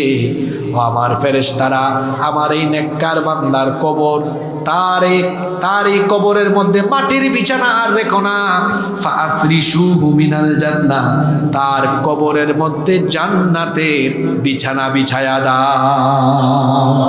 3 নম্বর আল্লাহ বলবেন, ও ফেরেশতারা, এই নেককার বান্দাকে 3 নাম্বার যে নিয়ামত এবং সুসংবাদ দিবে সেটা হলো ওয়া আলবিসুহু মিনাল জান্নাহ। দুনিয়ার মানুষরা তার সাদা কাফন পরায়া কবরে রেখে গিয়েছে, এই সাদা কাফন তার গা থেকে খুলে দাও আর তার শরীরের মধ্যে আমার জান্নাতের তৈরি জান্নাতি পোশাক পরায়া দাও। 4 নাম্বার ওয়াফতাহু লাহু বাবান ইলাল জান্নাহ, জান্নাতের দিক থেকে একটা দুয়ার তার কবরের দিকে খুলে দাও, যাতে করে কবর থেকে সে জান্নাতের নয়নাভিরাম দৃশ্যগুলো দেখতে পারে। সুবহানাল্লাহ। 5 নম্বর আল্লাহ তাআলা বলবেন, ফেরেশতারা জান্নাতের সুগন্ধ, জান্নাতের পবিত্র সুগন্ধি তার কবরের দিকে দিয়ে দাও, যাতে তার গোটা কবরটা সুগন্ধে যুক্ত হয়ে যায়। 6 নম্বরে নিয়ামত হলো মাত্র 3.5 হাত তার কবর ছোট্ট জায়গায় থাকবে। কেমনে? দুনিয়াতে 180, 200 স্কয়ার ফিট, 250, 300 স্কয়ার ফিটের 15 বাই 15, 20 বাই 20 এত বড় বড় বেডরুমে থেকেছে, এখন রেখে গিয়েছে 3.5 হাত কবরে। আমার এই নেককার দিনদার বান্দার কবরটাকে এত সংকীর্ণ রেখো না। ওয়ায়ুফসাহু লাহু ফি কবরিহি মাদ্দা বসরিহি, তার চোখের দৃষ্টি যাবে যত দূর, তার কবরটাকে প্রশস্ত করে দাও তত দূর। 7 নম্বর তার কবরের মধ্যে ইয়াতিহি রাজুলুন হাসানুল ওয়াজহ, সুন্দর চেহারার একজন লোক আসবে। হাসানুস সিয়াব, সুন্দর কাপড় পরিহিত, তাইয়্যিবুর রিহ, উত্তম সুগন্ধে যুক্ত। এই লোকটা যখন আসবে, কবরে থাকা দিনদার লোকটা, নেককার লোকটা বলবে, তুমি আবার কে? তখন সে বলবে, আমার পরিচয় দিচ্ছি পরে, আমি এসেছি তোমাকে সুসংবাদ দেওয়ার জন্য। আবশির বিল্লাযী ইয়াসুররুক হাদা ইয়াউমুকাল্লাযী কুনতু তুআদ, সুসংবাদ গ্রহণ করো, যেই দিনের অপেক্ষায় তুমি ছিলে। তখন বলবে, এত সুন্দর চেহারার মানুষ, তুমি এত সুন্দর সুসংবাদ দিয়ে যাচ্ছ, তুমি কে? সে বলবে, আমারে তুমি চিনো না, আনা আমালুকা সালেহ, আমি তোমার নেক আমল, আমি তোমার নামাজ, আমি তোমার রোজা, আমি তোমার নেক আমল, আমি তোমার ইসলামী আন্দোলন, আমি তোমার রক্ত দেওয়া, ঘাম দেওয়া, জীবন দেওয়া, আমি তোমার হজ আদায় করা, দান করা, আমি তোমার ভালো ভালো আমল করা, সমস্ত নেক আমল পুঞ্জীভূত হয়ে এইরকম সুন্দর চেহারা হয়ে তোমার সামনে হাজির হয়েছি তোমাকে সুসংবাদ দেওয়ার জন্য। আল্লাহ বলেছেন, আমি যেন তোমাকে সুসংবাদ শোনাই, আল্লাহ তাআলা তোমার জন্য তার জান্নাত রেখেছেন। এটা হলো তার জন্য 7 নম্বর সুসংবাদ। 8 নম্বরে ফেরেশতা বলবে, ও আল্লাহর বান্দা, তুমি তো প্রশ্নের উত্তরও দিয়ে ফেলেছ, এবার তোমার জন্য 8 নম্বরের সুসংবাদ হলো, 8 নম্বরের সুসংবাদ হলো তোমার কবর অন্ধকার থাকবে না। আল্লাহর জান্নাতের স্পেশাল নূর দিয়ে তোমার গোটা কবরটাকে মুনাওয়ার করে দেওয়া হবে। 9 নম্বর সুসংবাদ হলো, ফেরেশতা বলবে, নাম কানাউমাতিল আরুস, বিয়ে করার পরে নববধূকে নিয়ে বাসর ঘরে নতুন স্বামী তার স্ত্রীকে নিয়ে যেমন করে আরামে ঘুমায়, আল্লাহর বান্দা ইসরাফিল সিংহায় ফুৎকার দেওয়া পর্যন্ত জান্নাতি পোশাক পরে জান্নাতি বিছানায় তুমি কিয়ামত পর্যন্ত ঘুমাও। 10 নম্বর নিয়ামত হলো, প্রত্যেক দিন তাকে স্বপ্নের মধ্যে জান্নাতে তার ঠিকানা যেটা হবে, তার বাসস্থান দেখানো হবে, আর বলা হবে, এটি হচ্ছে তোমার চূড়ান্ত ঠিকানা। মাবুদ গো, ও রব, এই 10টা নেয়ামত তুমি যে নেককারদেরকে দিবে, দিনদারদেরকে দিবে, তোমার সেই সকল নেককার দিনদার বান্দাদের কাতারে দয়া করে আমাদেরকে তুমি শামিল করে দাও, বলে না আমিন। অপরদিকে দুনিয়াতে যারা বদকার ছিল, পাপী ছিল, গুনাহগার ছিল, আল্লাহর দ্বীনের বিরুদ্ধে গিয়েছে, দিন কায়েমের বিরোধিতা করেছে, 5 ওয়াক্ত নামাজ কাজা করেছে, সারাটা জীবন যারা ইসলামের বিরোধিতা করেছে, সারাটা জীবন যারা শয়তানের মুরিদ হয়ে শয়তানি পথে চলেছে, এদের জন্য কবরে ভয়াবহ 10টা পরিস্থিতি আছে। নাম্বার 1, 1 নাম্বার, একটা প্রশ্নের উত্তর দিতে পারবে না। ফেরেশতা বলবে মান রাব্বুক, সে বলবে লা আদরি। ফেরেশতা বলবে মা দীনুক, সে বলবে লা আদরি। ফেরেশতা বলবে মা হাযার রাজুল আল্লাযী বুইতা ফীকুম, বলবে হা হা লা আদরি, কিছুই জানি না। গায়েব থেকে আওয়াজ আসবে আন কাযাবা আবদি, আমার এই বান্দা মিথ্যা বলেছে। সে একটা মিথ্যুক, সে একটা মিথ্যুক, মিথ্যা বলেছে। 1 নাম্বার গজব হলো এই বদকার পাপিষ্ট নাফরমান, এরা কবরের একটা প্রশ্নের উত্তরও দিতে পারবে না। 2 নাম্বার গজব হলো তার জন্য, আল্লাহ তখন ফেরেশতাদেরকে বলবেন ফাআফরিশু লাহু মিনান নার, তার কবরের মধ্যে জাহান্নামের বিছানা বিছাও। 3 নাম্বার হলো ওয়ালবিসুহু মিনান নার, জাহান্নামের আগুনের তৈরি পোশাক তাকে পরায়া দাও। 4 নাম্বার হলো ওয়ায়ুফতাহু লাহু বাবান ইলান নার, জাহান্নামের দরজাটা তার কবরের দিকে খুলে দাও, যাতে জাহান্নামের উত্তপ্ত লু হাওয়া তার কবরের দিকে আসতে পারে। 5 নাম্বার হলো আল্লাহ বলবেন ওয়ায়াদিকু আলাইহি কবরি, তার কবরটাকে আরো সংকীর্ণ বানাও। এমনিতেই তো কবরটা 3.5 হাত। আল্লাহ মাটিকে হুকুম করবেন, মাটি কি আমাদের কথা শুনে না আল্লাহর কথা শুনে? আল্লাহ বলবেন হে কবরের মাটি, তুমি এই পাপীর জন্য আরো বেশি সংকীর্ণ হয়ে যাও। আহারে কি করে নামাজ ছেড়ে দেন, কেমনে আমার যুবক ভাইরা মোবাইল আর ইন্টারনেটের ফিতনায় পড়ে আজে বাজে ভিডিও দেখেন, গুগল শরীফে গিয়ে কেমনে পর্ন সাইটে চলে যান, ইউটিউবে কি করে আজে বাজে ভিডিও দেখেন, কি করে তথ্য প্রযুক্তির অপব্যবহার করে গুনাহ কামাই করেন, এই কথাগুলো কি দিলের মধ্যে গিয়ে দাগ কাটে না? আর এই অবস্থায় যখন কবরে চলে যাবেন, চিন্তা করেছেন পরিস্থিতি কত ভয়াবহ হবে। 3.5 হাত কবর খুঁড়ে আপনাকে দাফন করা হলো।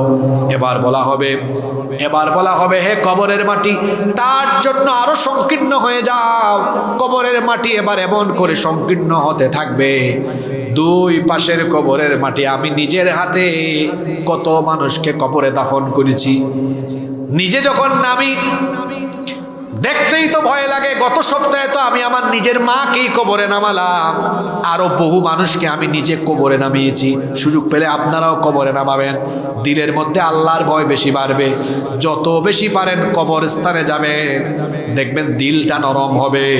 সুযোগ পেলে মানুষকে কবরের মধ্যে নাড়াবেন, আল্লাহর ভয় অন্তরে পয়দা হবে।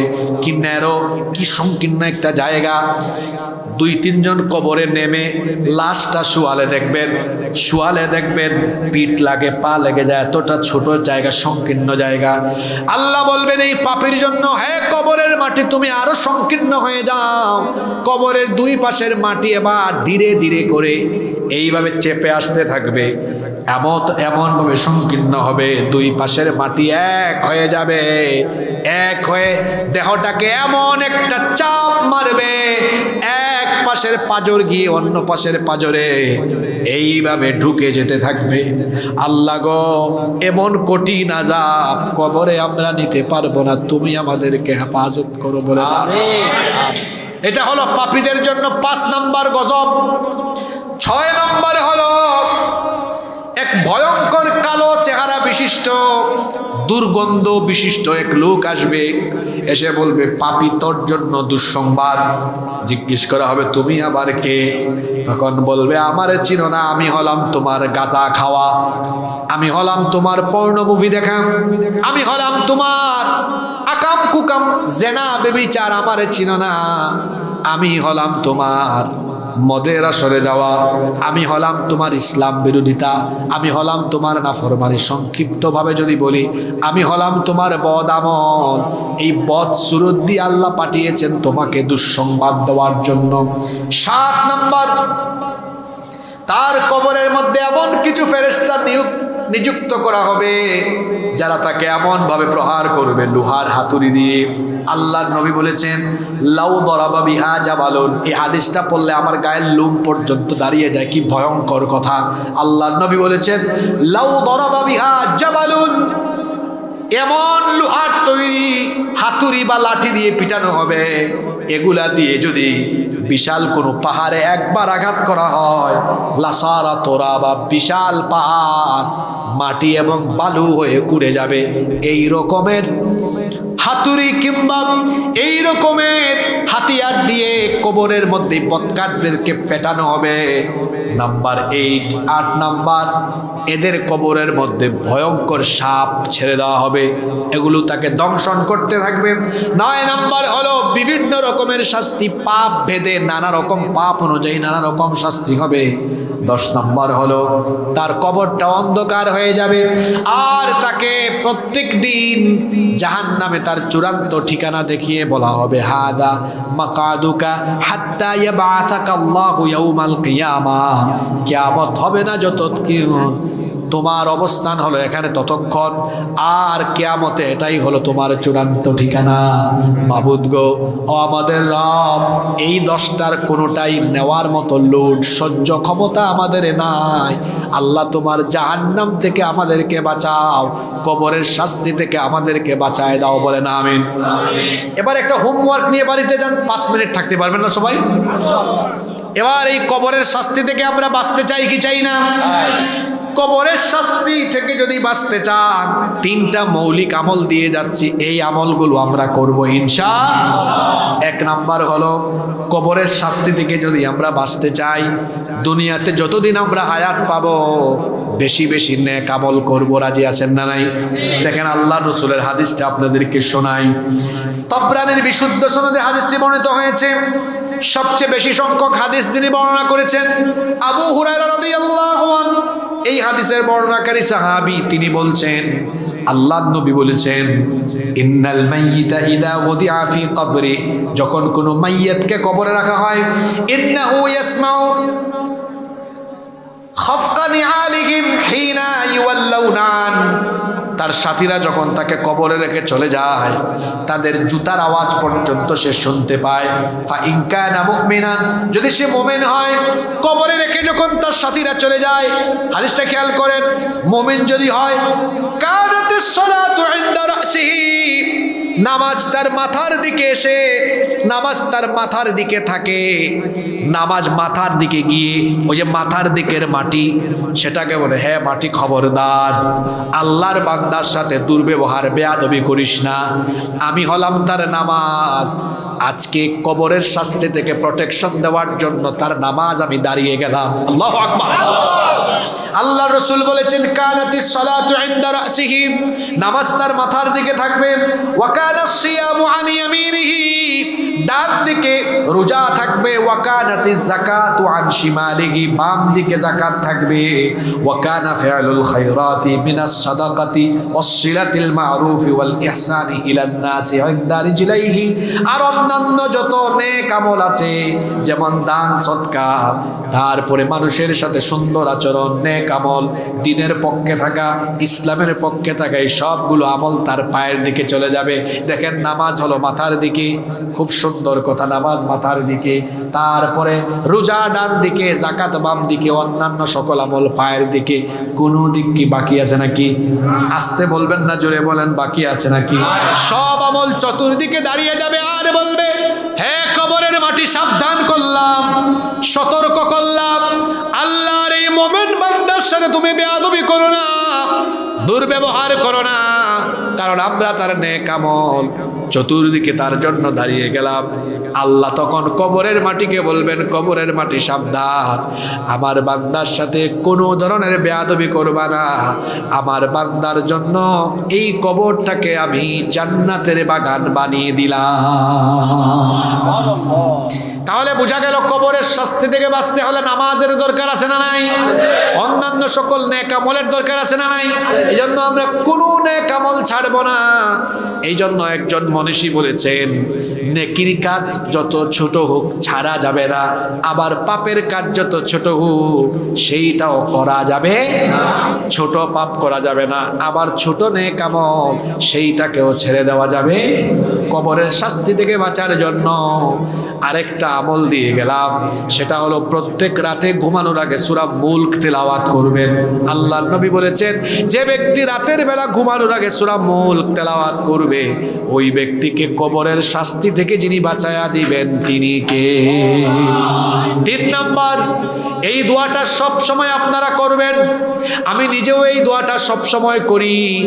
এই যে নামাজে আমরা শেষ বৈঠক করি, প্রথমে তো আত্তাহিয়াতুল্লাহি ওয়াস সালাওয়াতু তাশাহুদ পড়ি, এরপরে আমরা দুরূদ পড়ি আল্লাহুম্মা সাল্লি আলা মুহাম্মদ, এরপরে আল্লাহুম্মা বারিক আলা মুহাম্মাদের পরে দোয়ায়ে মাসুরা আপনারা পড়েন, আল্লাহুম্মা ইন্নী যালামতু নাফসি যুলমান কাসীরা ওয়া লা ইয়াগফিরুয যুনুবা ইল্লা আনতা ফাগফিরলি মাগফিরাতাম মিন ইনদিকা ওয়ারহামনি ইন্নাকা আনতাল গাফুরুর রহিম। এরপরে সালাম ফিরায় ফেলেন।